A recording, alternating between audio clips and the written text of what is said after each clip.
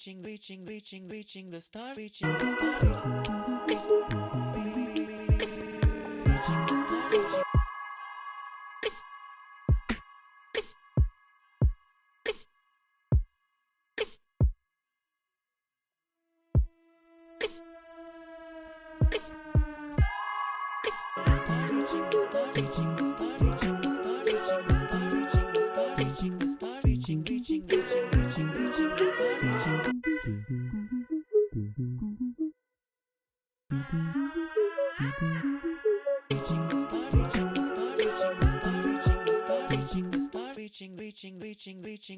the start.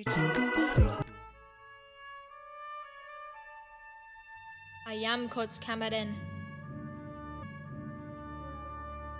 and I see a whole army of little soccer warriors here in defiance of out of control coaches and parents. You've come to fight as free players, and free players you are. What will you do without freedom? Will you fight? No. Not against them. They're too scary. They scream at me repeatedly, and if I don't comply, they will take me out of the game. And I'll be embarrassed and ashamed. So will I fight? No. There's too many. I can't fight. I don't want to be subbed off. I want to play. So I'll do what they say. Aye. Fight, and you may be subbed. Comply, and you'll stay on the field. At least for a while. And retired many years from now. Would you be willing to trade all the games from this day to that for one chance, just one chance, to come back here and tell the parents and coaches, shut up and no more, this is our game, not yours, and to tell them that they may take our game, but they'll never take our freedom.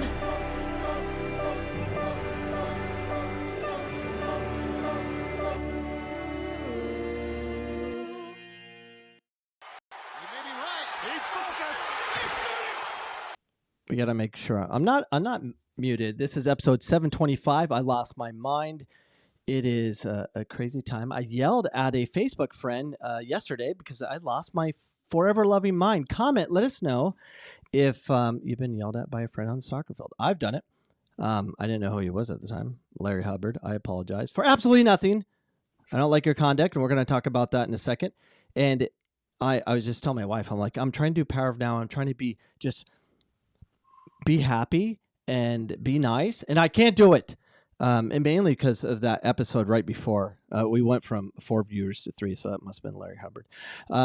Anyways, yeah, it's like, are we fighting for what is right? And I'll tell you that story in a second. But we have Beau Beyerle. I did an interview with him early in the week, and we're going to show that interview, which was amazing, by the way. He talks about contact time and the money affiliated. So parents, if you want to know more about how to justify what you're paying and do some comparisons and be able to talk to your club, hey, you know what? I should be paying this amount of money because the contact time doesn't make sense. And plus my kid's not getting better. So it's very good to put a very simplistic way of understanding how much you're paying, dividing by number of hours you're actually seeing your coach or whatever the club is providing, games and all that stuff. He's going to cover that, and it's wonderful. And he's going to tell you value of certain clubs. This club costs you $75 an hour. This club only costs you $9 an hour. All based on contact time. So I did lose my mind, and we're going to talk about that with the Phoenix Surf. Phoenix Surf, you are a name and you are a joke, and you are just as good as anyone that represents you wearing that jersey. Same with State 48 and any other club. So they all suck. And I want to talk to you about the suck of the surf. And we have another pedophile arrested. And Megan always come to my show. Every time we talk about pedophiles, is there a link? I don't know. Killing Megan Rapinoe every Sunday, 8 p.m. Mountain Standard Time. Thank you so much for joining us. Always comment, like, subscribe to this podcast. Share it if you like any of the content, which some you'll like, some you won't. And I hold nothing back. So let's go talk about Jetscape. So we show up. We're a very, very below average team right now, and we're trying to fix those things. And we're playing a team that's supposed to be of our level. And the game's going. It's pretty even. And then suddenly 2 subs come on the field. These monsters. Jack, you should have went. How come you didn't support Jet? And by the way, El Rojo is here. What's up, El Rojo? He has no mic, though.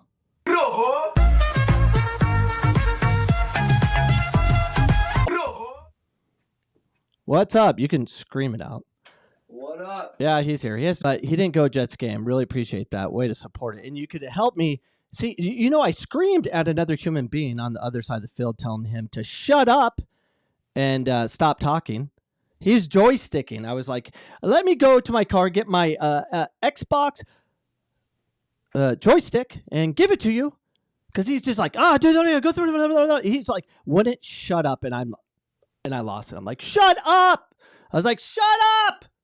Stop talking, you joysticker, you big joysticker. I was annoyed. But the thing is, it was nothing of value. And I get, yeah, he's a lower level coach or whatever you want it to be. But you're the serve. Isn't that what you're paying for, serve? Isn't that you're paying high dollar for that? Joe Ramblance, congrats. You have a club. You collect a lot of money because it says serve. But fix your coaching. Where's development? It doesn't exist. And here's the problem. And I shouldn't go out in society at all. I shouldn't be at youth soccer games because I'll lose my forever loving mind. And I did. And I'm embarrassed and I feel shame and all that. But in the heat of the moment, I do lose my mind, especially when the opposition is stacking their team. So this is what happened. And 50% of what I'm saying is probably true. Who knows? But it's pretty darn close. We're playing. And then these 2 monsters, the 2 biggest kids on the field, Hispanic, unbelievable, high-level players, show up in the field. It's like, go, go, go, run through kids. Faster than everybody, bigger than everybody, more technical than everybody. And so I called coach, Sergio Campos, who coaches in the same club, Serve. And he's also my assistant coach at PC. And I'm like, hey, did you loan any players out? Are you playing any games right now? He has like, I don't know, there are 1 or 2 in the state. Surf team. And I'm like, did you have any games today? No. Did you let any of your players out? And he's like, well, yeah, number 21, 22. Yeah, because they didn't have enough players or whatever. I'm like, you evildoer. They had 7 players on the bench. 7. They didn't need them. They just had to win that day. And I get it, whatever.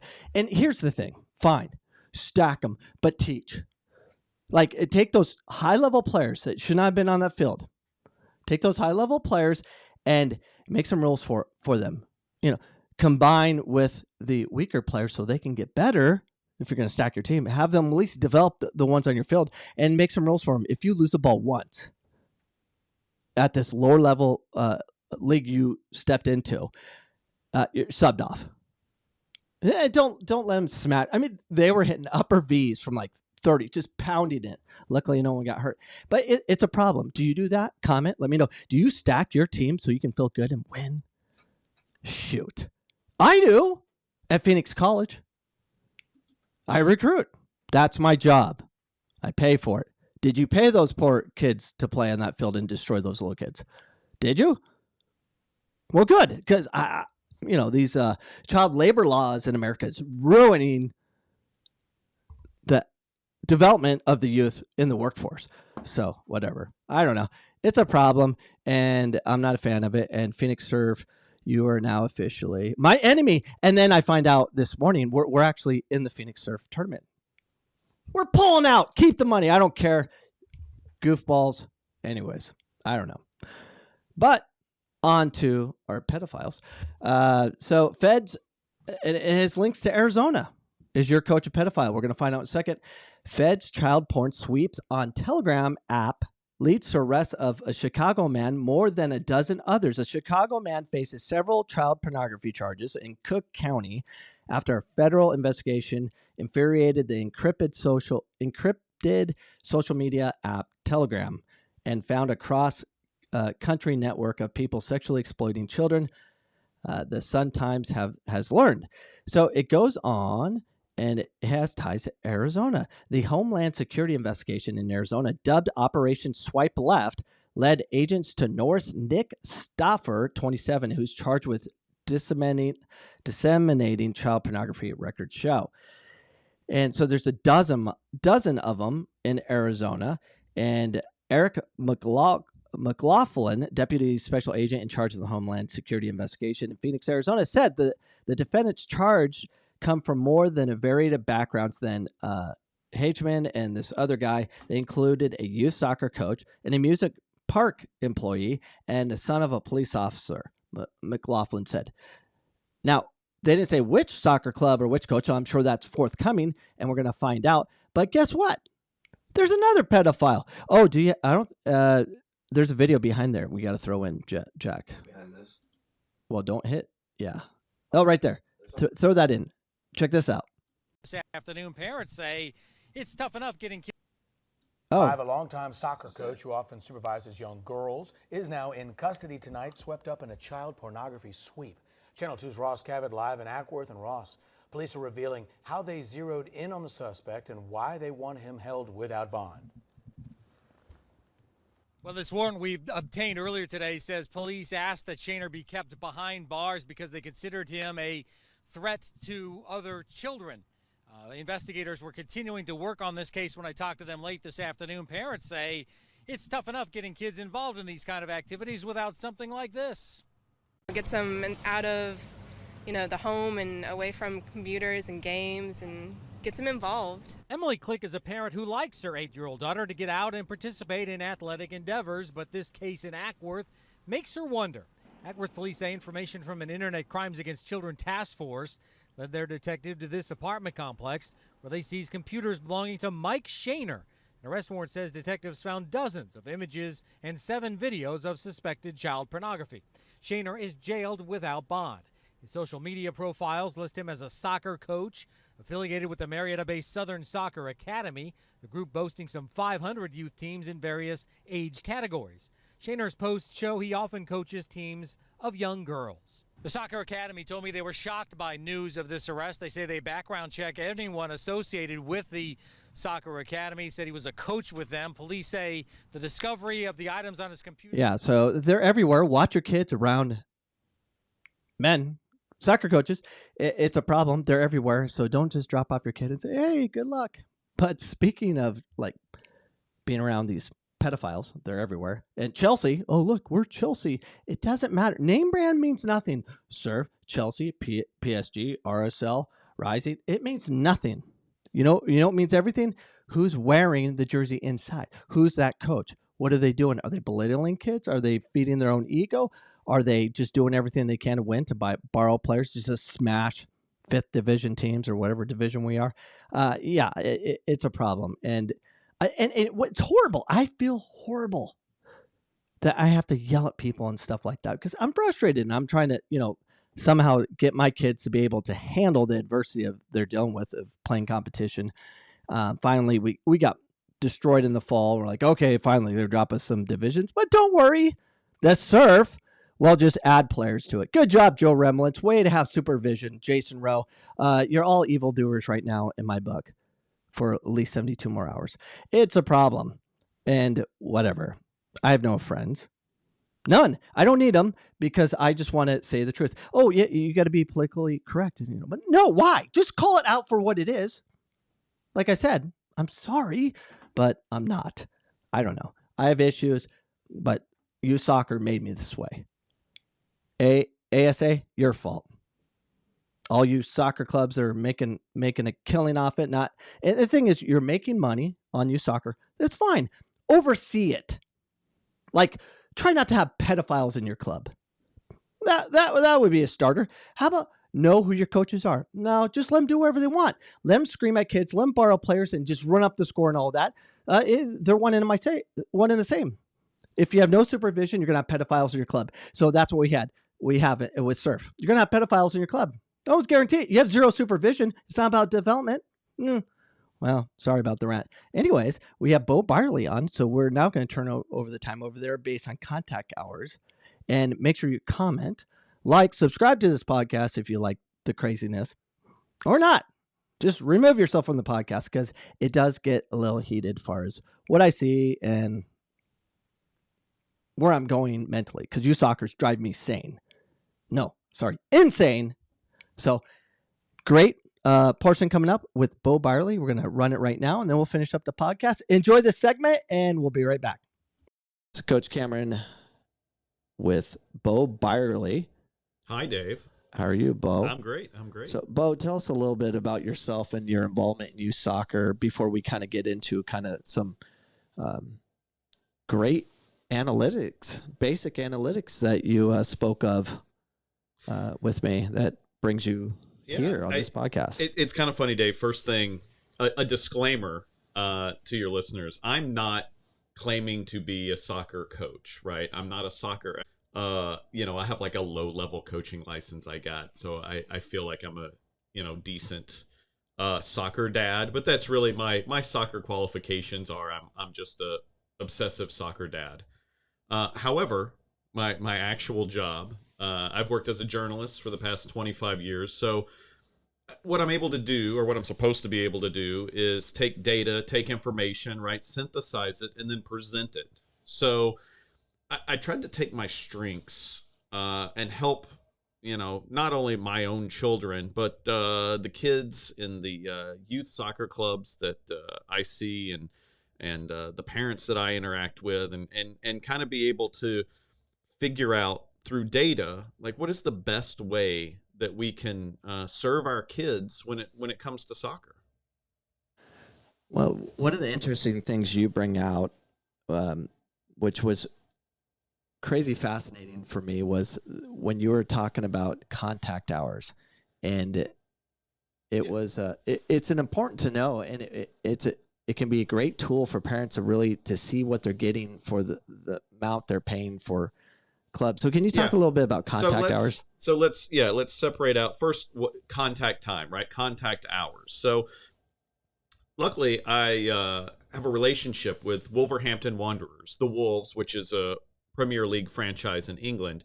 They were working with me, putting together a couple of different things through the club that I volunteer and help, Tuzos here in Phoenix, FBSL. We were making more of a marketing play. I was working with them on marketing, on some television enterprises they wanted to begin, but they were very interested in youth soccer here in Arizona because I was here. And as they explored it, I thought it would be great. The resource I wanted from them was not what I've seen a lot in youth soccer when it comes to involvement of larger professional franchises.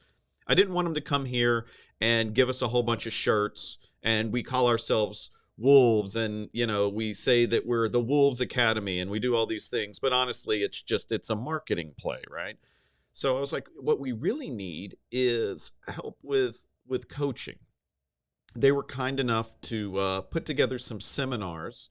Even Dave, some of your coaching staff has been a part of them, and they're great. They're kind of pulling back the curtain on how a Premier League academy runs and what they look at as coaches. So not to go way down deep into the rabbit hole of that, but it was interesting that they kept on talking about contact time.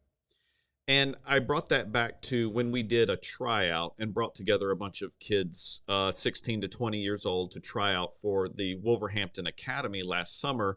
The players that they saw, they were really impressed with their raw talent, but every person, they would say, he just hasn't had enough contact time. How much contact time do you think he has? Contact time. So let's define contact time. It seems simple enough, but it's the amount of time that the athlete is receiving direct supervision from the coach. So that can be in a game, that can be in a training session, right? Think about having that coach there, games are very important to youth development, and having that coach there, not only guiding your athlete, but also guiding the rest of the team, your athlete is able to see how that works in a game, right? Of course, in training, it's much more direct, right? The coach can work with the team. He can work individually with the player. All of this is contact time, right? So we've defined what contact time is. So parents can kind of get it in their head, right? If you really want to develop an elite soccer player, you know, a lot of it's luck, right? A lot of it's just raw talent. But when it comes to things you can control, this is something you can control. And my new kind of analogy I like to give parents, let's say you're learning a language, right? How many people took French or German or a language that probably isn't that useful to you in high school, right?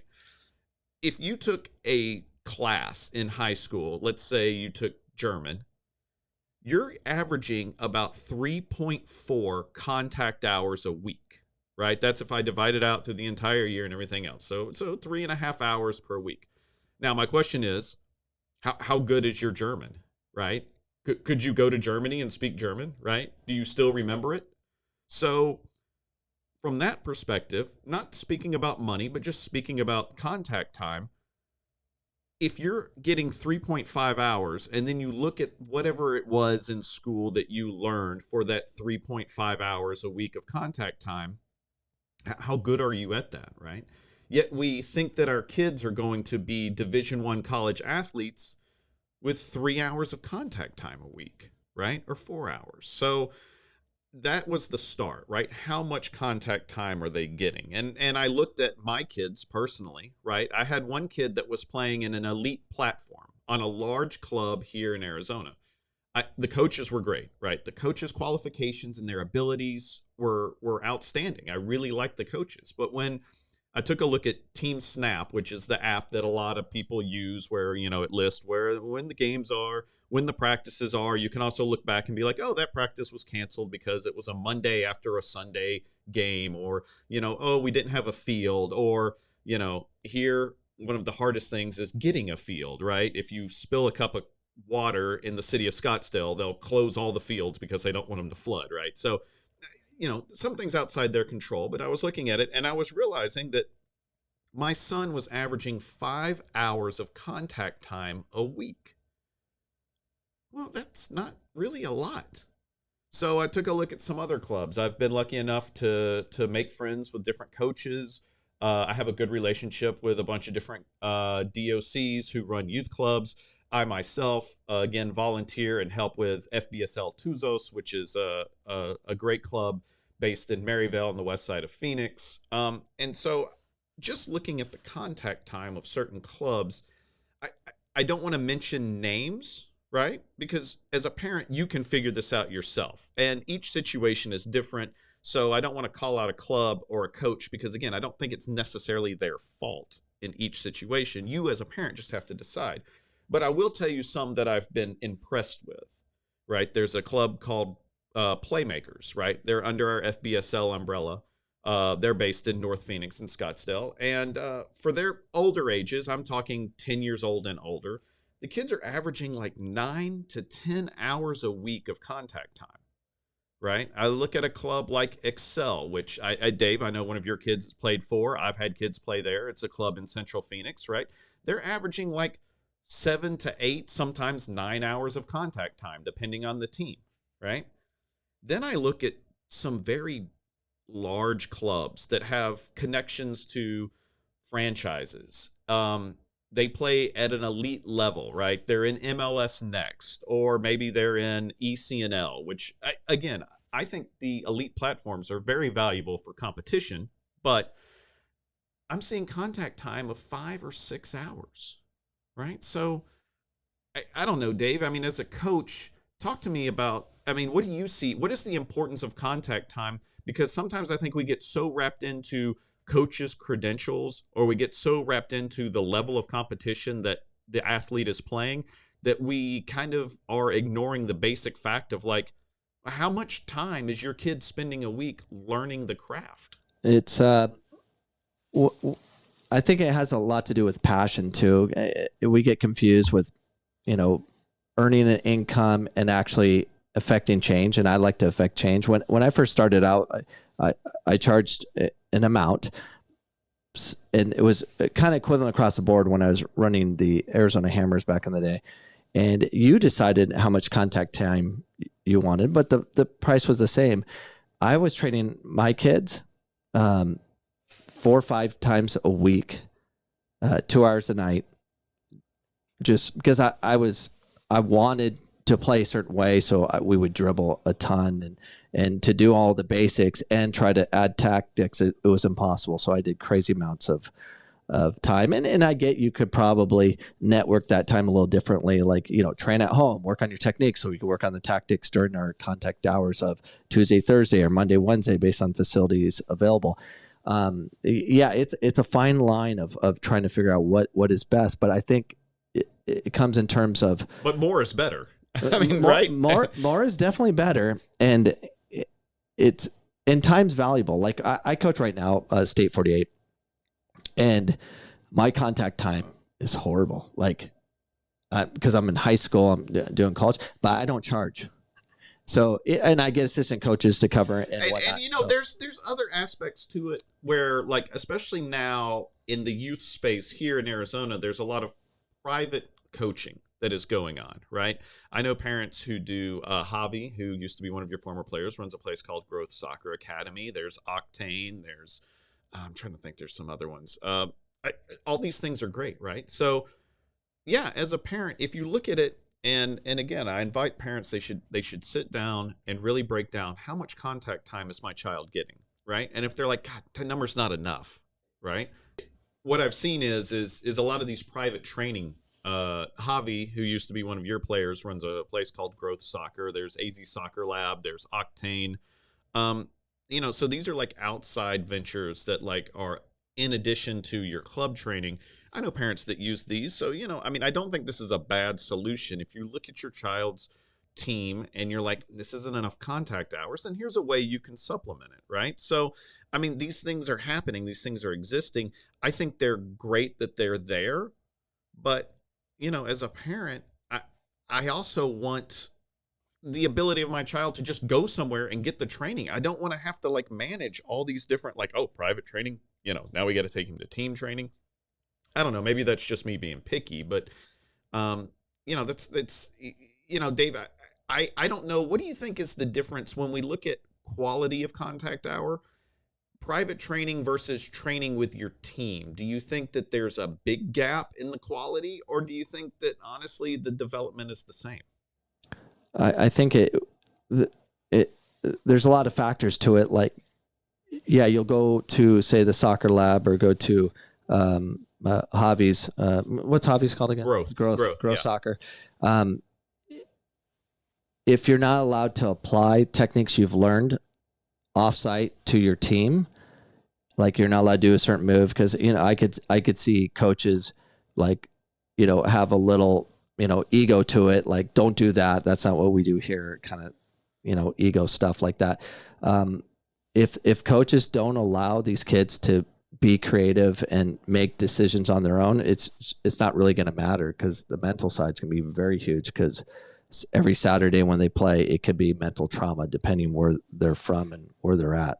Okay, so I think another way to look at this, right? And it's funny. I actually was lucky enough to have a meeting the other day with a commissioner of a national elite platform. And the first thing he said to me is like, one day we hope to make this free, right? Jesse Sedena, who's the guy who runs Tuzos, who I jokingly work for. I must not work for him because I've never made any money. So to me, I'm not working for him. I volunteer for him. But all these, that's what our goal is at Tuzos and FBSL, is like every kid gets to play no matter their financial situation. Dave, I was lucky enough when I first met you, and which is how I met Jesse, you were running a program here that was basically free to the kids. Here at Phoenix College, we started a small thing called OSOs. And again, the idea was like, let's take money out of the equation. That's all well and good, but let's be honest, things cost money. Right. And so, especially depending on where you live, knowing somebody who runs a club, me personally, trying to help run a club, getting fields, having to pay coaches for their time, like these things cost money. So I took this contact hour thing, and then I wanted to add in the idea of money. Okay, well, how much am I paying for contact hours, right? So it's easy to just look at a group and be like, oh, if I played for X team, then I'm getting 8 to 10 to 12 hours of contact time. Great, right? Or I'm playing for Y team, I'm only getting 4 hours. But you know what? Maybe that's all you want, right? I think what's great is, as a parent, if you can take a step back and be like, what is it that my child wants? What is it that I want for my child, right? And where is my child at, right? Not every child needs 10 to 12 hours of contact time, right? If your goal is like, I look at my oldest son, hey, you know, it'd be great. I want him to play in high school. I want him to play a sport in high school. I want him to play soccer. He loves the sport of soccer, right? But he is not striving to play college soccer, right? And his skill level is probably not of that to even, you know, sometimes as a parent, we have to be honest with our kids. And if our kids are smart enough, which they usually are, our kids are usually much smarter than we are, they will also know and be like, you know what, realistically, I'm not going to play D1 soccer. I'm not going to be a professional soccer player. So you can be a part of a club or a part of a team that only practices 2 times a week, and you're only getting 4 or 5 hours of contact time, but maybe it's a great experience, right? So now the question becomes, well, how much am I paying for contact hour? So this is where it got interesting, right? Let's start with a baseline. Like I said about, you know, learning Spanish or learning German, and you only took a class in high school and it didn't really pay off, you know, and that was, you know, 3.5 hours of contact time a week. So if you send your kid to private school, I mean like a good private school, like Brophy or Phoenix Country Day or whatever. So I did the math. You're basically paying about $16, $17, $18 an hour for contact time at the private school, right? This is for a high-level education. So what am I paying for with soccer? Well, I took a look at 2 programs. One of them was an MLS Next team. One of them was another elite platform team. And I took the money that had been spent. Now, one of them was me, so it was the money that I had spent up to that point, right? And I did it through the year so I could get a fair number. And I had a friend whose son played MLS Next, and I kind of did the same thing, and I did the same numbers, and we looked at the training time, and we looked at the teams, and we added in, of course, the money you spend to travel, because that's not a frivolous expense. Like, the reason you're paying money for your kid to travel to California or Utah or Texas or Florida is because the competition and what they're doing is growing them as a soccer player. So that should also count into the equation. But here's what just blew my mind. How much do you think per hour, Dave, these parents, me being one of them, were paying per hour for contact time? I would say $25 an hour. I wish it was $25 an hour. It was one was $37 an hour. The other was $42 an hour, right? $40, think about that. When you're sitting in your car when it's freezing cold, or here in Phoenix when it's 110 degrees, when you're sitting in your car watching your kid out practicing, right? When you're before the game sitting there setting up the VO cam or whatever, and your kid's, you know, warming up around the cones, or during the game when your kid is either sitting on the bench, which kids need to do that as well, or out in the field playing, you're paying like $40 an hour, right? For every single hour your kid is getting contact with the coach, you're paying $40 an hour, right? So to clarify, do you base that off the schedule? What about the times the coach isn't there? Oh, like, I mean, and a substitute is there. So this is, I don't want to get too far off on a tangent, but I believe, and again, I am not a soccer coach, right? I'm not trying to pretend I'm a soccer coach. I'm just looking at things strictly as an observer, right? And as a journalist, taking in information and trying to synthesize it. In most situations, the difference between a really high-level coach and a good coach, I don't think is that much when it comes to training youth soccer players, right? Dave, you have a guy on your staff here, Vlastimir, who I think is probably one of the best minds in soccer. I have seen. I think you agree with that. Jesse at Tuzos agrees with that. Yeah. RSL, where he coaches, they agree with that. I mean, like, everybody agrees. Vlastimir is absolutely brilliant, right? He's a genius of the game. But it's amazing. And so, Vlastimir's awesome. Now, if I take another coach that I see who is one of our guys at Tuzos, not like our top coach, but maybe a coach who coaches like a second team or a B team. And, he also has a real 9-to-5 job. And like, he comes in and his experiences is that, he played adult leagues and like he played in high school.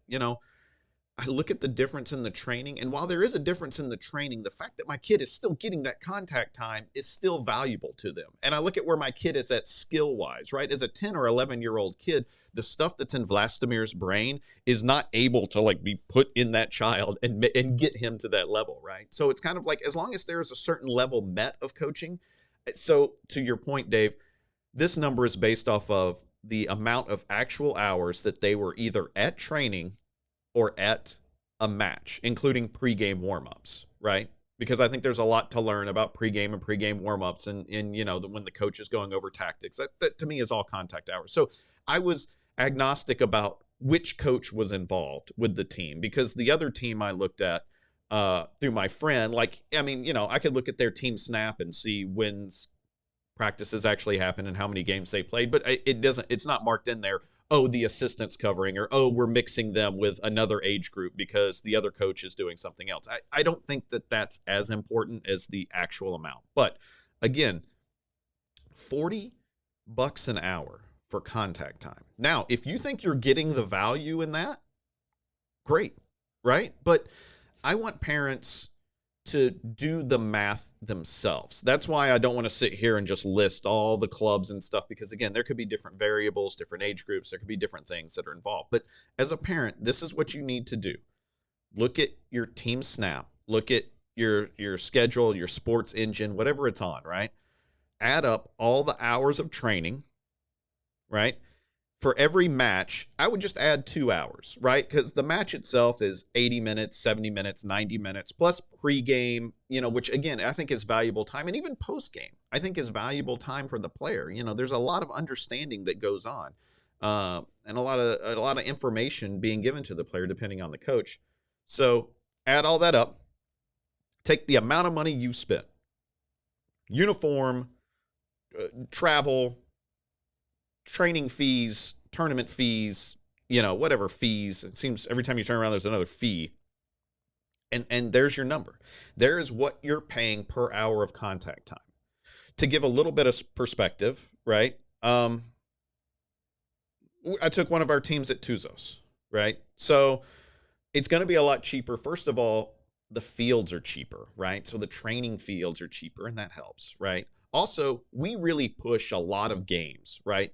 FBSL, all of our teams, we push a lot of games. We host games. We have games at, Desert West. We have games at Phoenix Events Complex, or, used to be Fear Farm, or like, we'll play anybody anywhere, like games. So that helps with the contact time. But for your average Tuzos team, and one of these, this includes teams that travel to regionals in Idaho because they win State Cup or win the APL or whatever. And so this includes travel too. This isn't just a team that stays in Maricopa County. $9 an hour, right? $8 to $9 an hour as compared to 40, right? So is what you're getting 4 times better than what we're offering, right? And I would say, like, you talk about contact hours and affordability and stuff. I put my son Jack into Tuzos for 3 years, and it's hard to do the contact hours with Tuzos because it's more than that, because my son, because of the relationship with this Tuzos team, they also played on a Friday night league, which wasn't Tuzos, but it was Tuzos. Like, yeah. They played, and the culture, the parties they have, and the team building that they created, but it wasn't by design, it was by culture. And that was invaluable for my son. So just a couple of standouts, right? A couple of standouts I want to mention. So again, Tuzos, depending on the team, but we're talking about like a top team, one that travels, goes to Idaho, goes to California, paying about $9 a contact hour, right? And you added in that, you know, you play for Tuzos. There's a couple other hours that we don't necessarily account for.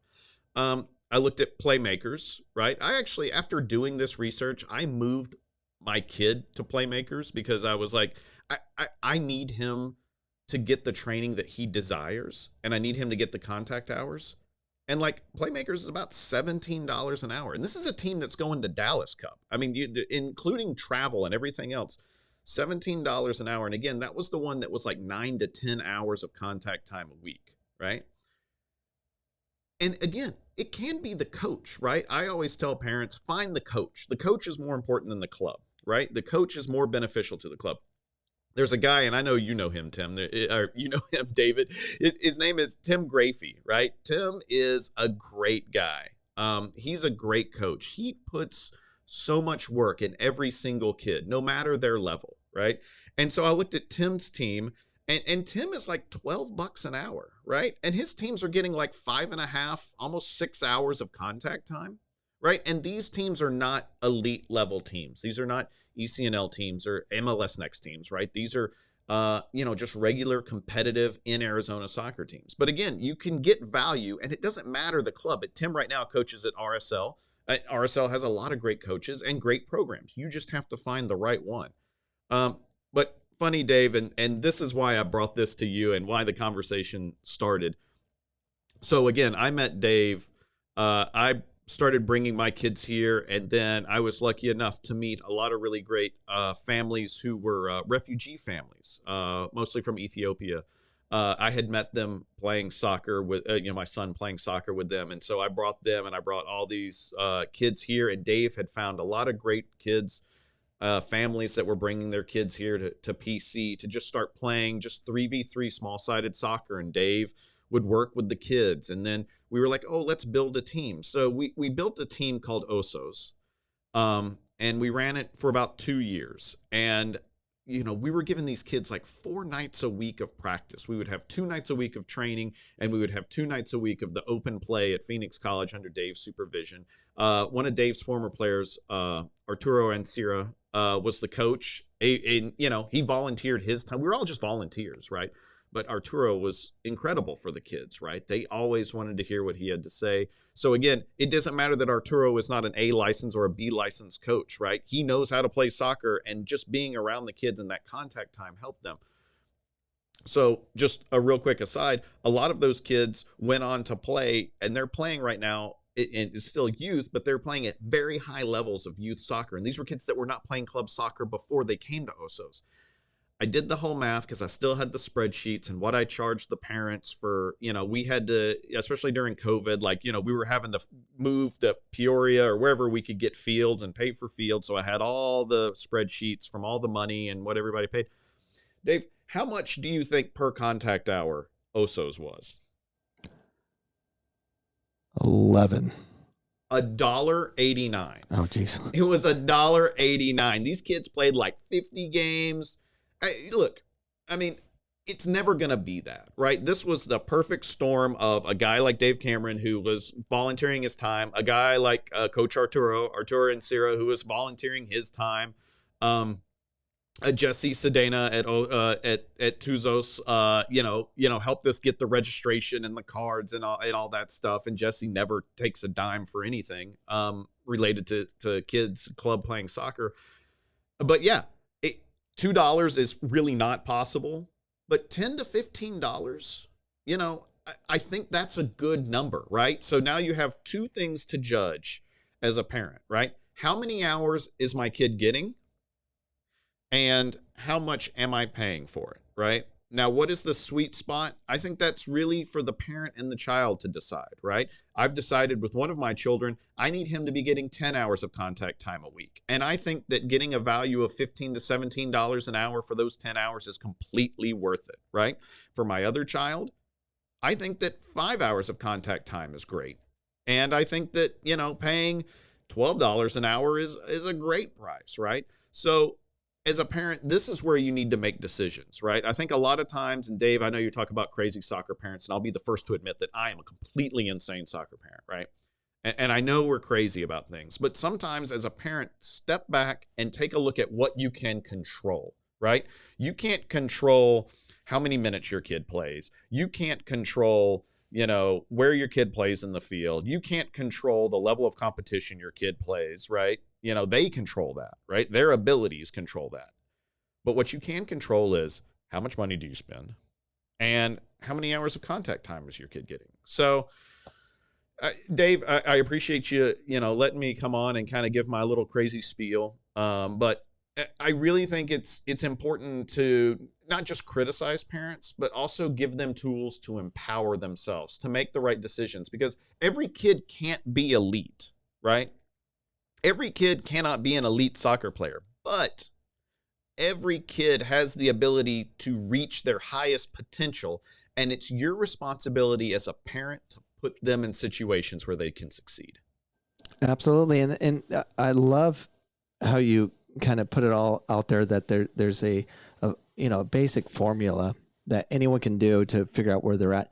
And if you can find a club, and depending on finances, like I can't afford these big clubs and stuff, but what I can afford potentially is like, all right, if I pick a club that's the contact hours are like, say, anywhere from 5 to 10, if I can find one in that range. And then with my savings, that it would normally be $25 or $30 contact time, I could go to the soccer lab or go growth training or go get some private training to offset some things that I want for my child to improve their technique. So you can evaluate your budgets a little bit better versus putting everything in one club, one team. You're right. Outprices you. Unless that club and team is, look, I will be the first to admit that across the board, Real Salt Lake or RSL Arizona, right? If you look at their MLS Next teams in a lot of situations, those teams are the best teams in the state, right? And if your kid is playing there and they're practicing 4 nights a week and they're going and they're playing high level competition in games, and your coach is somebody like Paul Rideout, who I have a huge amount of respect for, then, and I don't know, I didn't do the contact hours for RSL's MLS Next team. I think it's less than some of the other MLS Next teams I took a look at because they do train more, right? And your kid gets to go, if your kid truly is elite, they're going to send them to Salt Lake City to be in that academy. Like, yeah, that's worth it, right? But you gotta really boil it down, right? If your kid goes to Barca Academy in Casa Grande, like, it may be worth it, right? But that's you as a parent that needs to decide that, right? You have to step back enough to be like, is this the right place for my child? And then, like you said, what am I paying for? Because who knows? Your kid could play at a bunch of different clubs. Your kids could play with us at Tuzos. They could play with one of our, neighborhood. I know a guy, his name, why can't I remember his name? He runs Halcones, right? Him and his wife, they do trainings on 23rd Avenue in McDowell. I took my kid there once, right? He trains those kids for 2.5, 3 hours, right? He doesn't charge anything for those kids, right? And those kids are learning how to play and they're doing great, right? I look at a guy like Anthony Espinoza in Tucson who runs Spartans. And a lot of those kids, he finds ways to get things paid for. And those kids are getting a lot of contact hours. So as a parent, educate yourself, find these places, and set yourself, what does my child need? How many hours of contact time do I think they need? And what am I willing to pay for it? And I think when you do that, you're going to put yourself in a pretty good position. Absolutely. And it's a great information. This is a great podcast. The parents are going to love this one because they always get messages of kind of what club to choose. And I get all these questions about what Dave, they do. Real quick, this is good. How many, just a quick aside, because you bring that up. And this is the thing. I don't want to tell parents, this is the only club you should play for. Here's the best club to play for. Because I don't know. I'm not a soccer coach, right? But your kids have played for what, 4 or 5 different clubs? Right? Mine have. My kids constantly change clubs because I'm trying to find the best place for them. So there is no magic answer. There is no magic bullet because things change and variables change. But again, this is a formula that you can use, so at least you're educating yourself. Absolutely. And of course, math can solve all. I mean, for me, like when my son was playing Bertuzzo's or anywhere, I would take stats. How long was he on the field? How many touches he got on the ball? That matters too, especially over time, because that's a good indicator if he's having success in that team or with that coach. So math does solve all. Keep track of all that. But we got to run. But thank you so much, Beau. Thank you, Dave. I appreciate it. Great insight, as always, when I talk to you. So appreciate it. And thanks for being on the show. No problem. All right. Thanks, Beau.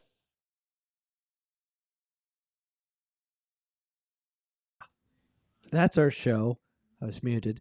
And thanks for being here with me. And I apologize for all the craziness I said in the very beginning of the show. And I'm sorry for absolutely nothing. And we're going to close out that show with Gregg Berhalter kicking his girlfriend repeatedly, because we don't know how hard he kicked his girlfriend, now wife. But this might give you an idea how he beat her down. And we'll see you next Sunday, 8 p.m. Mountain Standard Time. Peace out.